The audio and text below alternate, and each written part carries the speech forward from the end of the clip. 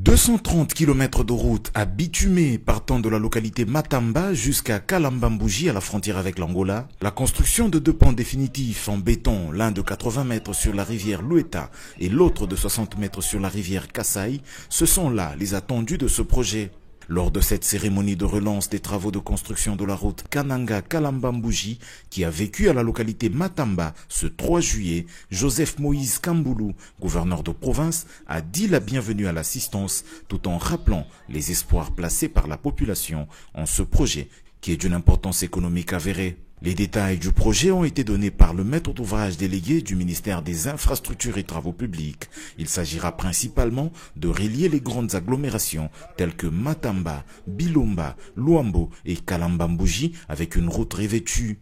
Nico Nzaou est directeur général de l'Agence congolaise des grands travaux. Une route, une fois deux voies, sur 230 km de longueur. Donc la route qui viendra de Kananga jusqu'ici aura une fois deux voies, mais dès qu'on arrive dans une agglomération, on va l'agrandir, ce qui fait que nous allons augmenter à peu près 18 km de route sur l'enveloppe générale. Une couche de roulement en bicouche de 3 cm.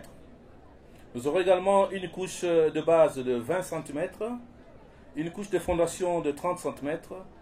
La largeur de la bande de roulement est de 7 mètres. Accotement 1 mètre de chaque côté dans la traversée de race campagne, 1,5 mètre de chaque côté dans la traversée de grandes agglomérations, Matamba, Bilomba, Luamba et Kalambambouji. Introduisant son propos en langue vernaculaire locale, le ministre d'État, ministre des Infrastructures et Travaux Publics, Alexis Gisaro-Mouvouni, a expliqué à la population que cette fois-ci, avec l'assurance du financement du programme sino-congolais, ce projet ira bien à son terme. Nzela oyo ya Kananga Kalambambouji ndenge nalobaki ezali route ya salut, ezali route ya espoir, ezali route ko fungola bino ba possibilité ebele bandeko,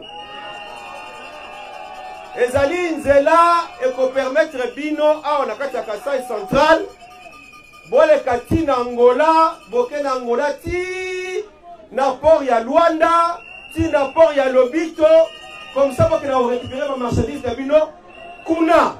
Ces travaux seront exécutés par l'entreprise Cisco SA avec son sous-traitant Sino Hydro pour 300 millions de dollars américains sur 3 ans sous l'encadrement de l'Agence congolaise des grands travaux qui souhaite boucler le projet en moins de temps qu'est prévu mais avec la qualité requise comme ce fut le cas avec la route Nzolana à Kinshasa.